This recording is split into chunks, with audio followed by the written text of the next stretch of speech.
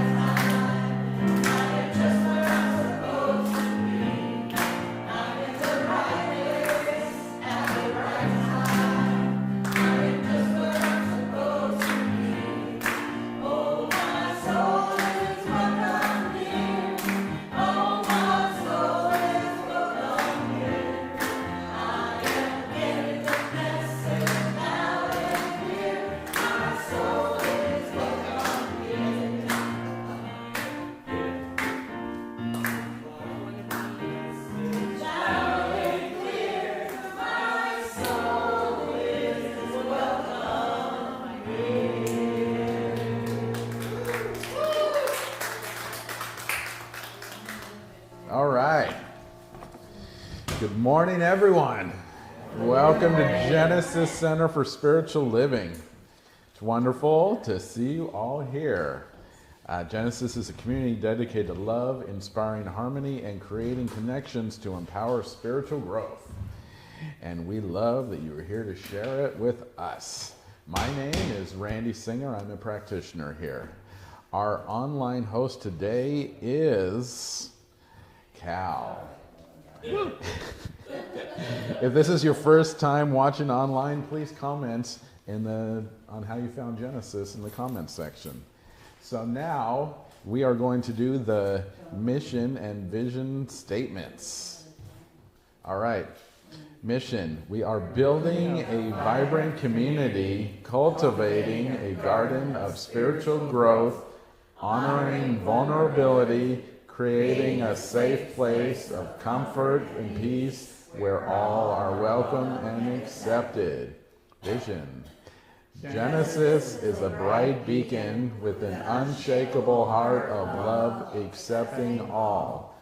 A home for the soul where we each creatively express our spiritual brilliance. All right, so now the fun part, announcements. The official Karen L. Williams announcements. So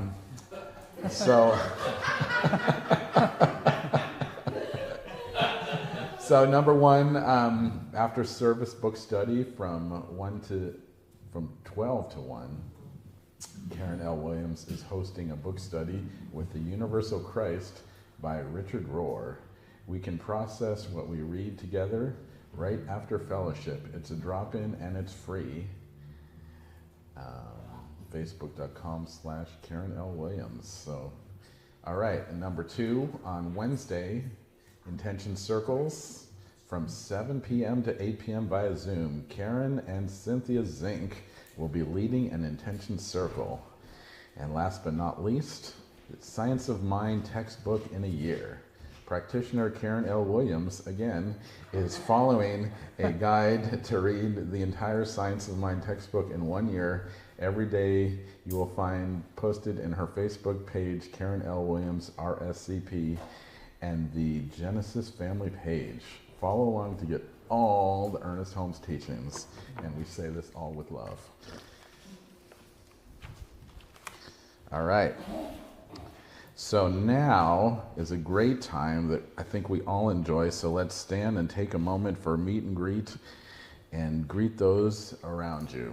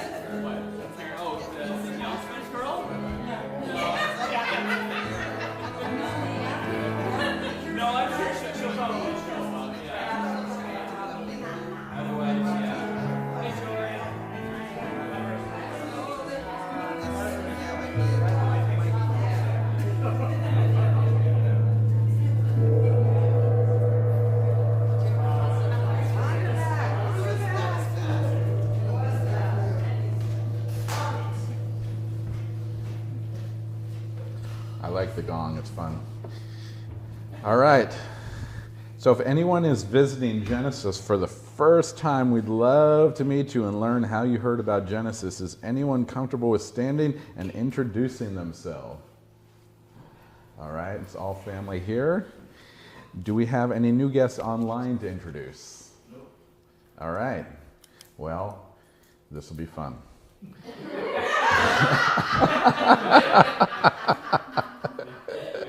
So everyone here, we're so glad you're here today, and this is an awesome opportunity for us to just create community together, as we always do. And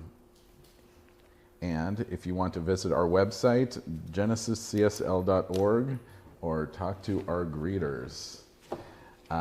So does anyone need a prayer card or envelope? I think you may be sitting on one if you haven't found it yet, but our online community prayer requests can be submitted to the website genesiscsl.org. So let's just take this time just to thank everyone who's come together. We've got Vicky, who's been greeting people. We've got Eric and Mike on the projector and video. Gideon will be doing the offering. We've got Soren on sound. Cal is our online host. And Cynthia is our service practitioner. So, let's see. So if you need a prayer tune-up after service, she will be available. And that is awesome. I encourage people to do that because as a practitioner, I get to know how awesome it is because we get to feel it too. So now we're going to sing our centering song, Breathe and Turn Within.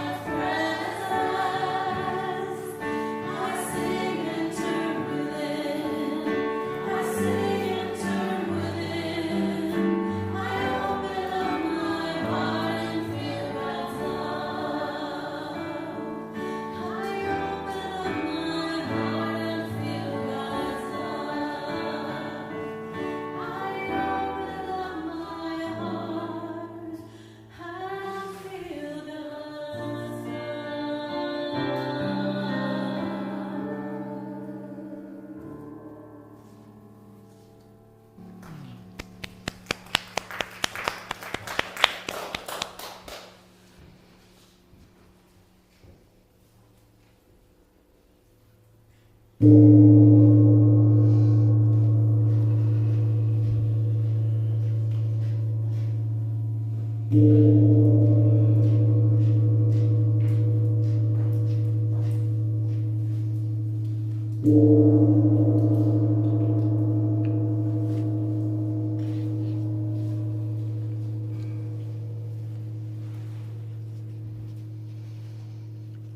morning, Genesis family. Good morning. My name is Cynthia Zink, and I'm your practitioner for the day. The reading that I have chosen is an essay written by Richard Rohr, who is one of my favorite authors, and it just happened to be on paradox, so I thought it would be a fun reading to do. I made sure that Reverend James wasn't using it for his talk. So Richard Rohr affirms that everything belongs, both the good and the bad, and it takes discernment to learn how to hold the paradox.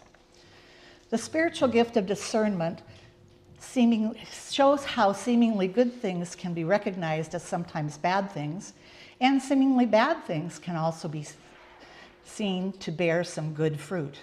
Darn it. That was his. He wrote that. I didn't say that. This kind of discernment invites people into yes and thinking rather than either or thinking. This is the difference between merely having correct information and the true spiritual gift of wisdom.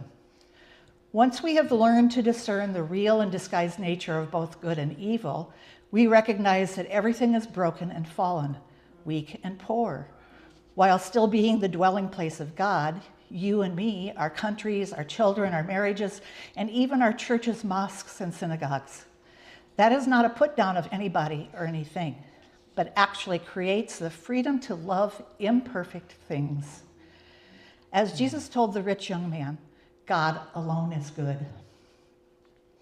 We cannot wait for things to be totally perfect to fall in love with them, or we will never love anything. Now instead, we can love everything. Jesus uses a number of mixture images to illustrate the tension of our own mixture of good and evil. They seem to say this world is a mixture of different things, and unless we learn how to see, we don't know how to separate. We get lost in the weeds and can't see the wheat. In one parable, servants ask, "Should we pull out the weeds?" And Jesus responds, "No, let them both grow together until the harvest. Then at the end of time, he will decide what is wheat and what is weed."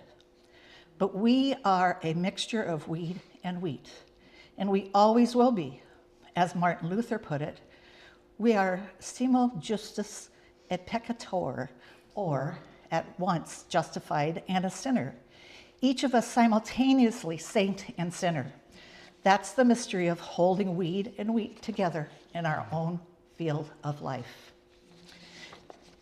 It takes a lot more patience, compassion, forgiveness, and love than aiming for some illusory perfection that usually cannot see its own faults. The only true perfection available to us is the honest acceptance of our imperfection. If we must have perfection to be happy with ourselves, we have only two choices. We can either ignore our own evil, deny the weeds, or we can give up in discernment, deny the wheat. But if we put aside perfection and face the tension of having both, then we can hear the good news with open hearts. So if you would join me for a moment in prayer, close your eyes if you're comfortable. And so I recognize the power and presence of God that is only good, that is perfect, that is divine, that love and joy and peace, perfection, beauty, harmony, divine devotion of all. And I know that I am one with this goodness, and that each of us here is one with the goodness. And it is from this place of oneness that we seek to live a life showing how the light within us is the love of God and that we share that with each other and with the world around us. That love and light that is the beauty of God. The love and light that is the pure joy that God is. The love and light that is prosperity, that is health, that is all that we are, no matter how we're feeling, no matter what we are doing. God is one with us. And I know these words to be true. I know that I'm grateful for my Genesis family. I'm grateful for Reverend James, who has agreed to come and be with us and lead us and guide us in our lives of imperfection into lives of perfection, or into lives of accepting ourselves for just who we are right here and right now. I'm grateful for life. I'm grateful for love. I'm grateful for life. And I release these words into the power and action of the law, knowing that the law has already said yes. And I know that all is well and that all is good. And so it is. So it is. And now I welcome Sheila Blackwell, Sheila K. to the stage. Hey, everybody. So yeah, Sheila K is the name I go by when I do shows, my secular shows. My legal name is Sheila Blackwell. Not that it matters right now, but. So I know you guys know this song, so you can stand up if you want to. We're just gonna sing it. I am as God created me, in the light, in the love, in the glory.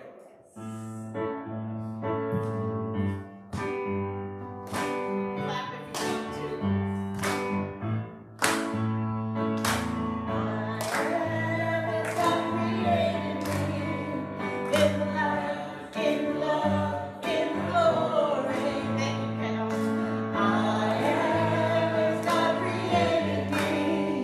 In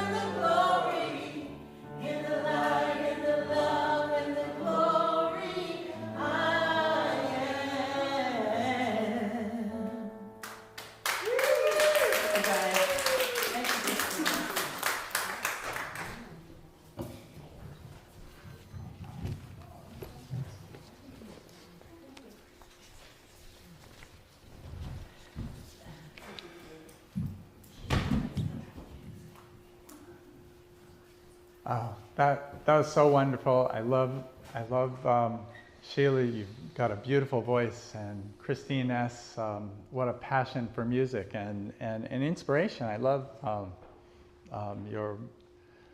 your beautiful lyrics and notes that you've come up with for us. So thanks.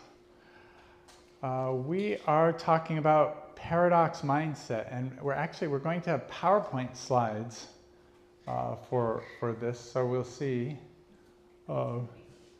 They're on their way, maybe. Oh, there it is. Yes. Comfortable with comfort, and we are open to possibility as we discover multiple perspectives.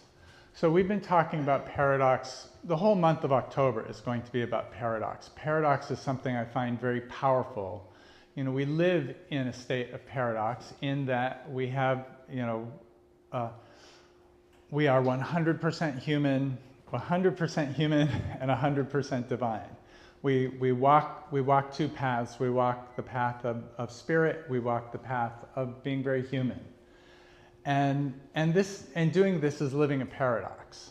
We're going to talk about how you can lean into one side or the other of that. You can, if you just go for being human, it has one kind of effect on you. If you just go for being divine, it has another kind. And is there a third way where we can bring the divine into our humanity and bring the humanity into our divinity? Last time we also talked about, Brene Brown talks about having a strong back and soft belly. So we're very capable, and yet we're open and vulnerable simultaneously. And by being able to live in that paradox, we're more powerful, we're more alive, we're more capable of expressing our full humanity and our full divinity. We are bringing along with us on our journey Jason and the Argonauts, and this is an ancient Greek myth. You notice a lot of overlap of Jason and the Argonauts with other Greek myths because it's got all the stars. It's got Hercules. It's got the sirens. It's got Orpheus, and it turns out Jason and the Argonauts is the original. When you find Homer actually refers to Jason and the Argonauts when he writes the Iliad and the Odyssey. So that was the source material he based his new adventure on. And one reason I'm so interested in bringing you these 3,000-year-old Greek myths is that they have withstood the test of time. They didn't have photocopiers back then. You couldn't copy it onto a thumb drive. Somebody had to write it out by hand. And every 100 years or so, somebody had to go and take it and write it out again because the paper it was on was disintegrating.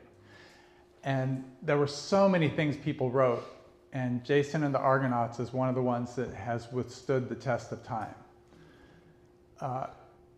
And I believe, Carl Jung believed, and lots of people believe, and I think you'll see that the characters in these represent parts of our psyche.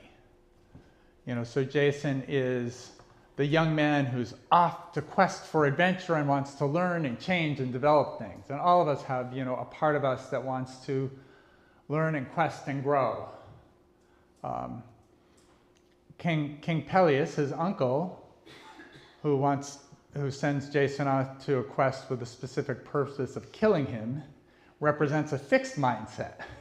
He does not want change, and he wants to take this energetic young man and send him away so he'll never return, so King Peleus can continue being king of Iolcus. And we have that part of ourselves that likes things the way they are and really is like, no. Let's just stay as we were. So today we're going to talk about, we're going to talk a lot about polarities. And I've got 4 or 5 polarity worksheets on the PowerPoint that we'll walk through. The tool is called the Polarity Navigator. Gideon has printed up some of them, and we have some on the table too, in case anybody wants to have any afterwards. And if there aren't enough, then we will email them to you. So the Polarity Navigator helps us balance between the polarities. So it really helps show us where we are, how we are going about living in paradox. Are we getting too close to the shoals or not?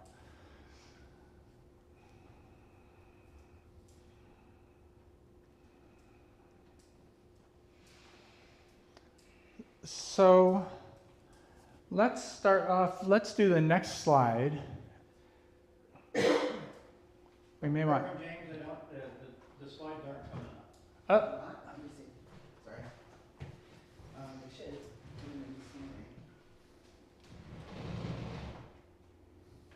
If they aren't, I'll talk through them.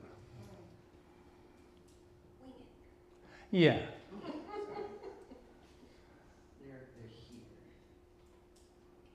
But are you not seeing them? That's Not so yet. weird. Okay, I'm gonna have to exit out of this display. We can hand out the papers. There aren't. No. Yeah, that's just one of too many slides I made. Oh. But I can tell you what the first slide is Ernest Holmes. Ernest Holmes says, "Keep the doorway of your mind open. You want to encourage feeling, thinking, communing with life. Know that it fills us with light and power." And so, actually, give me a second. I brought, if I'm lucky, I brought a thumb drive. It's a different presentation. It's just an entirely different presentation that he gets to move over to.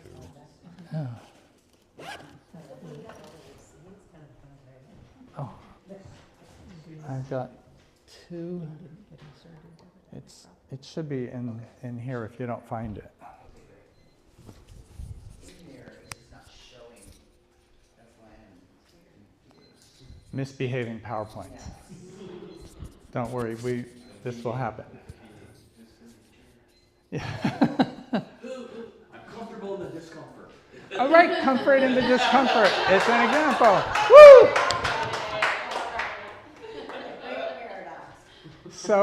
So the first thing that we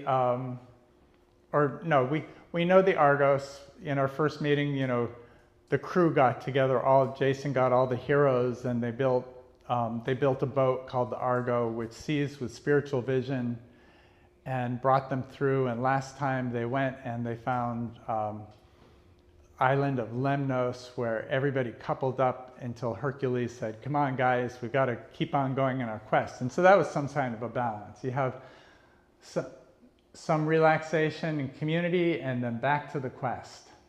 And they went through some moving rocks, and this time they're facing the sirens. And the sirens sing so beautifully, it lures all the sailors to crash their ships on the rocks. And so what do? And remember, has anybody heard the story of Odysseus and the sirens? Yeah, he went there. He did not have the resources that Jason had, so he had to come up with a different solution. Jason had, as one of his crews, Orpheus. And we have our own Orpheus here. Orpheus was the child of Apollo, and Apollo was the god of the sun god, the god of music, dance, healing, and beauty. So that was dad. And then mom was Calliope. Mom was the goddess of epic poetry and eloquence.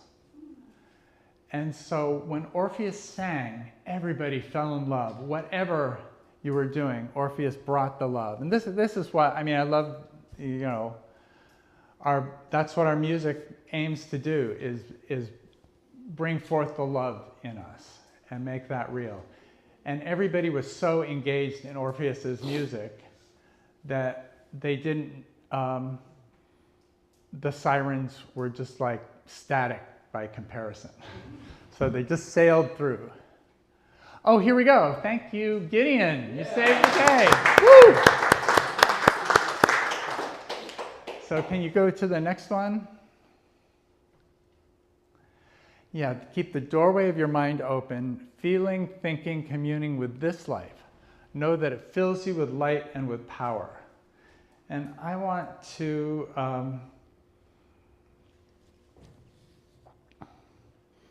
open our, let's start off. I'm going to have us do a little Tai Chi exercise that works with this.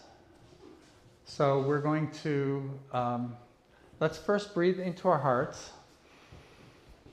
I'll demonstrate and then we'll do it 3 times. We open the doorway of our mind. We open our doorway to heaven. And then we commune with life, life on the earth. So open to heaven, commune with life. But I'm going to have to shout. So open to heaven, commune with life. And then we can do them at the same time. Bring heaven and earth and combine heaven and earth. And we've got heaven and earth combining. And then we make them, we intermix them until we are heaven and earth all mixed up in a Vitamix. And then we release anything we no longer need. And then we embrace the tiger and return to heaven. So let's do that 3 times. It's an embrace. So first it's the heaven and then the earth. Doorway of the mind open, commune with life. Doorway of the mind open, commune with life. Doorway, commune. Doorway, commune. Doorway, commune. And then we keep on communing. We mix it up. Anything we no longer, we make it a part of us so that this is our nature. Blended up heaven and earth, and then we release anything we no longer need. We embrace the tiger that is our old life, our new life, our earthly life. And we stay on the mountaintop, which is heaven. Let's do that just one more time. So, open the doorway of our minds, commune with life. Open the doorway of our minds, commune with life. Doorway, commune. Doorway, life. Commune with life. Doorway is open. We mix everything up together, and then we release, and we embrace the tiger that is our life so far, cuddly and fierce and playful, and return to the mountaintop where we've never left. So this is what, that's what Orpheus' song did. And they were so distracted by that, because it's dance as well as music, that they got through the sirens.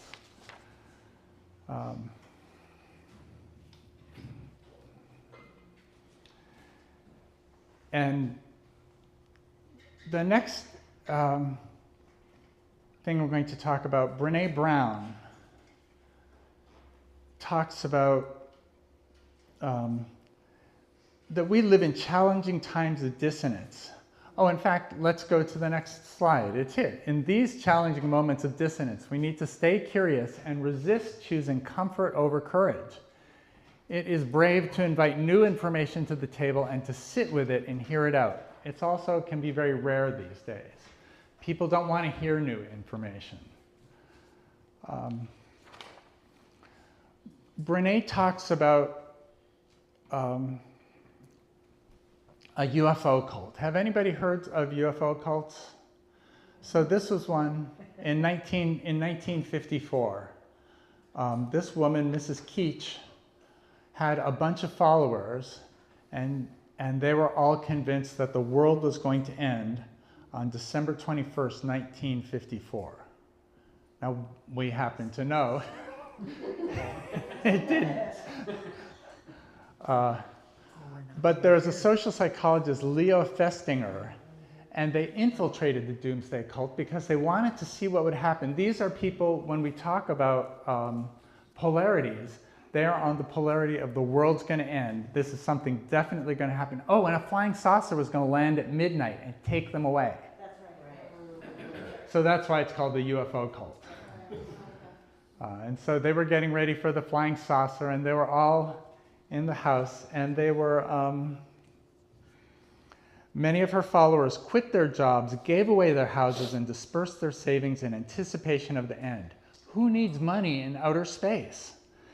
And they don't need houses, they'll be on a different planet.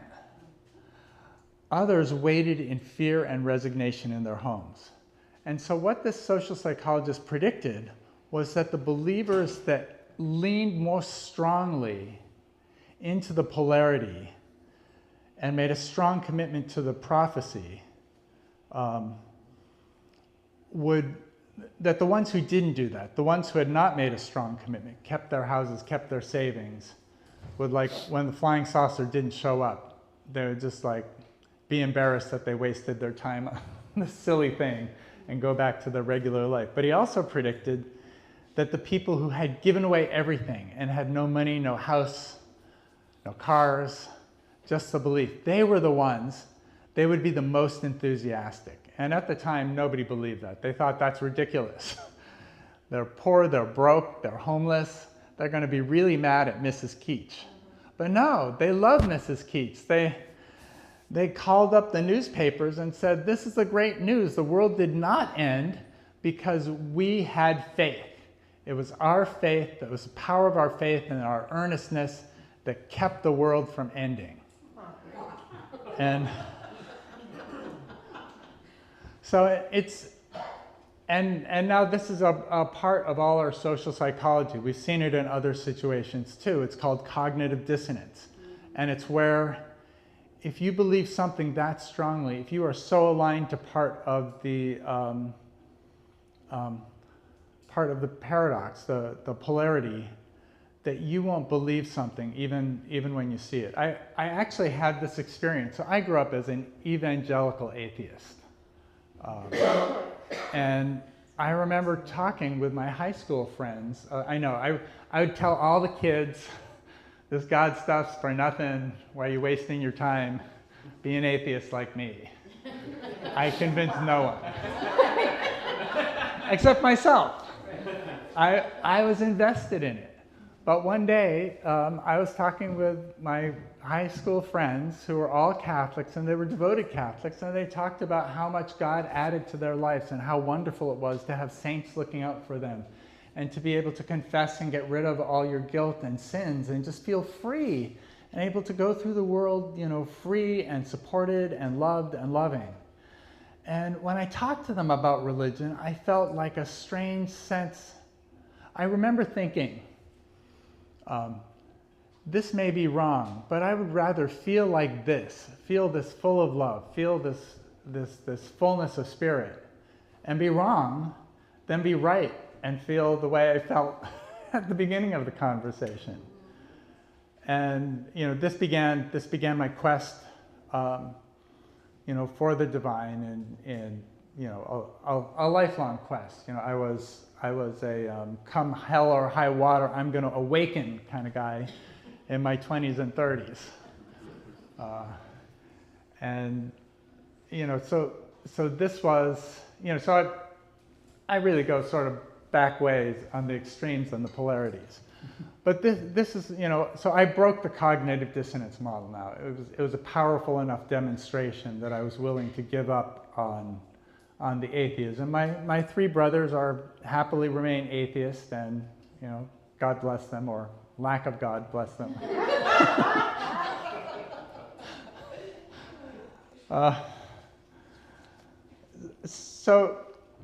So it's cognitive dissonance, and that's something we'd like to avoid. Our life is more effective. So I was lucky I jumped off the cognitive dissonance bandwagon. I found myself much happier. I found myself a more effective engineer, because when things went wrong in the project, instead of looking for someone to blame, I would look for, like, how do we all work together to fix it?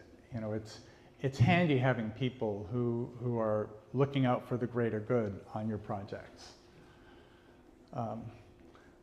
So I want to talk about the polarity navigators, and we've got some. I should tell you, we also have polarities. I'm going to ask questions, and we'll have them on a slide at the end of the navigator. But just so you can get them in your heads, I want to have people split up in groups and talk about what are some polarities you are now navigating in your life. Where do you find yourself doubling down like the UFO people when your views are shaken? Have you found a third way that works for you in your life? And where in your life do you need to find a better balance? That's way too many questions. I would say look for polarities and see if you can spot any place where you're doubling down, where you feel sort of shaky and you're like, no, it's got to be this. But let's jump to the polarity navigator tool because it's cool. And here we go. So we're going to have 4 examples of this, or at least one. So this is 1 polarity, 2 polarity. This is the good things you get from that polarity, and this is what happens if you overuse it. And similar on the other side. So next slide. Work and rest. So if you work a lot, you're productive, fulfilled, successful, you make money, it's great. But if you work too much, you get stress, burnout, you can lose all your friends, you can get sick. So working is something that's beneficial in balance. And then rest. When you begin resting, you relax, energized, time for relationships, healthy. It's a wonderful thing. But if you rest too much, lazy, no purpose, failure, and you get broke. So that's the polarity, and you can see where you are in the polarity. Let's do the next one. Structure and flexibility. I'm generally, it's funny, this was my specialty in engineering. I'd come into groups that were very chaotic, and I would give them, I'd bring them more structure, but never too much, because I am a big flexibility guy. I love creativity and adaptability, but I don't like chaos. I mean, I sort of do. It's fun to see chaos because you see there's a chaotic path from chaos into something that's somewhat manageable. And that's actually what we call, between structure and flexibility, it's the chaotic path, chaos and order you go through, because you can't, predictability and control. That's sort of an illusion. You have some amount of predictability. You have more predictability and control, but really it's chaotic. There's a lot of chaos that goes in there. And if you're too structured, you can lose your creativity and have too much rigidity. So let's do the next one. Candor and diplomacy. So it's funny, I talk about, last week I talked about how much I love the fact that we are such, Genesis feels like a very cohesive group, and people know each other and love each other and work together very well. But we're also very individualistic, and everybody's very different, and we sort of accept our differences. But part of it, if you look at the diplomacy side of it, the good thing about listening to other people, you get strong relationships and more listening and learning about people. When we talk about candor, it's nice. You tell people what you think. It's fast and to the point. But if you're just always telling them what you think, then you never know what they think. And you never know, maybe you're, I had a sister-in-law, a former sister-in-law, who was very much zero population. And while we had my own 3 children at home, she was making pamphlets against reproducing and scorning people who would dare to bring more people onto this planet that's already overcrowded. And she's also the Christmas Grinch. This is one of her moves, is Christmas resistance. So it's candid. I mean, you knew what she thought, and she was funny, and she was passionate and powerful. But the kids are sort of like, she doesn't think we should be here. Which I'm sure isn't what she meant. Although anyway. So, okay, so let's go to the next one. Oh, compete versus collaborate. Now, it's interesting because this is something I notice. I love collaborating with people, but I also love, if I see a better way to do it, I'll be like, let's just do that. If you're all competing, it's speed, personal gain, even if it's not money, it's glory. Yeah, I'm thinking of this in terms of engineering, but in church too, you have ways you bring innovations and overuse. I had a boss who loved to take credit for my good ideas.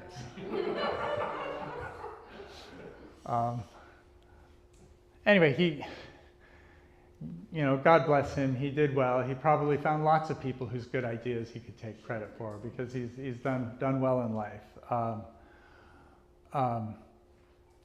But the collaboration, it's nice to have the connected relationships, generative ideas. It's nice to have everybody working together.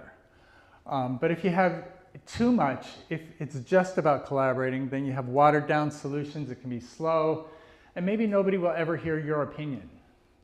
So let's do the next slide. And here are the discussion questions. So let's just, for a minute, I think we have a minute. Let's split into groups of 2 and just talk. Does anybody have, or actually we're small enough, does anybody want to share, are there any polarities you're navigating in your life? Yes. In business, I want more assistance, but in having more assistance creates more work. Oh, right. So, right, you need assistance. Texting, reaching out, interrupting, wanting you now. So it's interesting. Yeah. So for the people at home, the more assistance you want, the more time you have finding, training, and coordinating your assistants.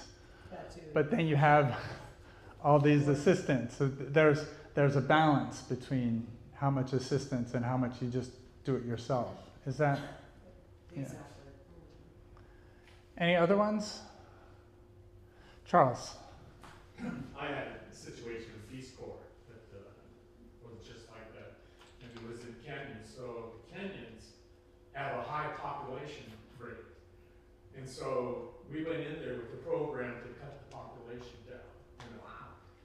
And so we had a big meeting, and they put a slideshow and stuff like that, and they showed that in Kenya, there's this big population, I don't forget, 8 people per family or something like that, and everybody cheered. And then I said, no. That's not a good idea, because then it creates overpopulation for the world. It has to be settled down. And so, and they didn't understand that at all. And I don't know that they really believed it, because the more children you have, they take care of you when you get old. So we're not that supportive too much. But what do you do? Yeah, but thank you for that. So that's a perfect example, and it goes along with my former sister-in-law, who thought there should. So it was about in Kenya, and there was overpopulation in Kenya. Families were getting too big, so the land couldn't really support them. But when they tried to convince people that smaller families would be good, all they knew, they had the cognitive dissonance. All they knew was everything good about large families. They don't remember crying. They don't remember rebellious teenagers. They remember being supported in their old age. They remember the big loving family. They remember how warm it is to be part of a large group like that. And it's true too, and there's a way we can get that. There's a balance. So we can, I think later on we can do more talking about that, and you can, if anybody wants a polarity navigator, there are some on the table over there, and if we run out, we'll definitely get some to you.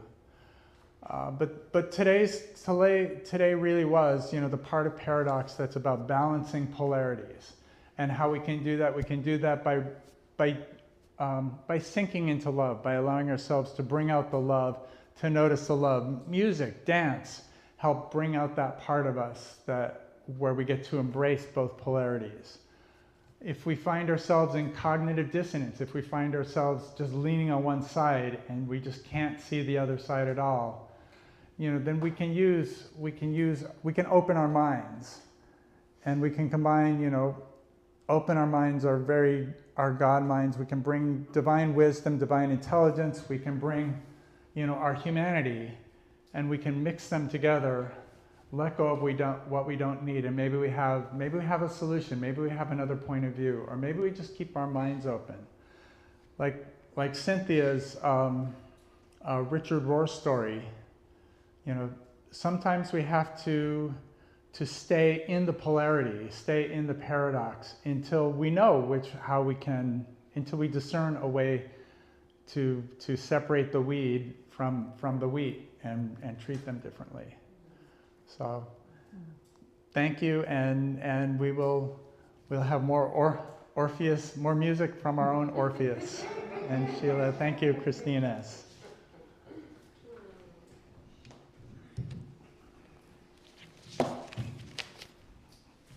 You guys have to be our backup. Okay. I know you know this song too, so.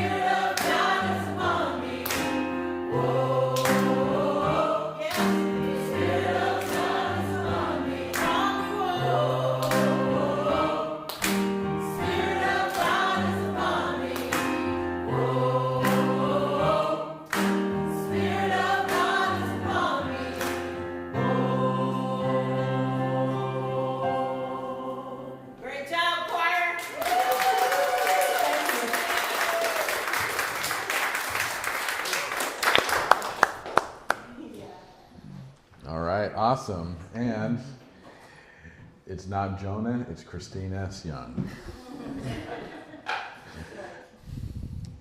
I'm going to try doing it this way and see how that goes.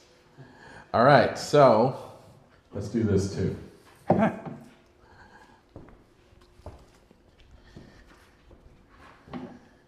So now each of you has a yellow prayer card, so I invite you to take a moment and fill it out with a prayer request. It can be for something inspired by today's service or anything else on your heart right now. If you're watching online, you can submit your prayer request through the Genesis website, genesiscsl.org. You also have your offering opportunity, and you can use this envelope. And our center is supported by God, and we welcome you to be part of how God's support shows up. So if you're on Facebook, please visit our website at csl.org or genesiscsl.org, or you can text your tithe to 206-800-7595 and let us take a moment to craft our financial gifts and prayers.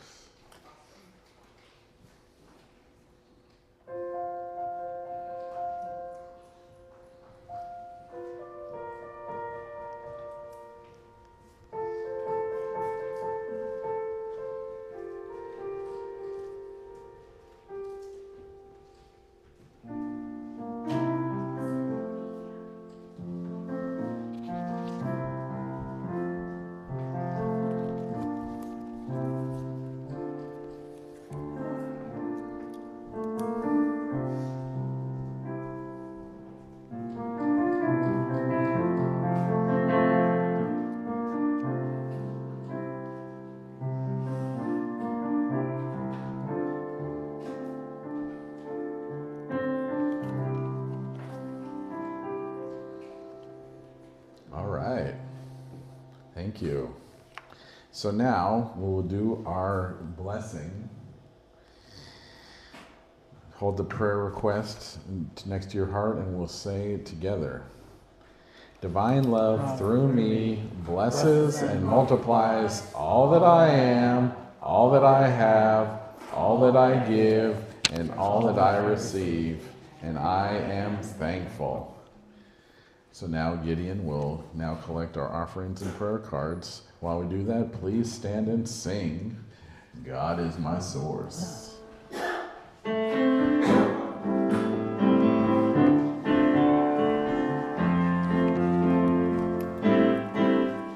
is my source, God is my power, God gives me everything.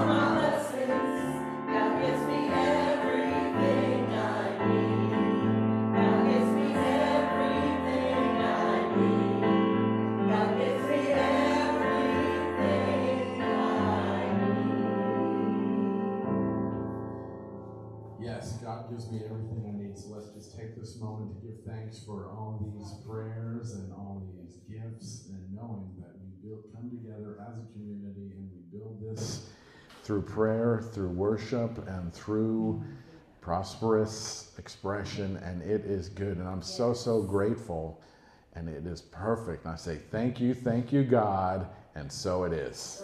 So it is. All right. So now, I want to thank you for joining us today. So let's join after service for food and fellowship, and we wish everyone a week filled with joy, love, and true connection. Woo. So let's stand and sing our closing song, I Release.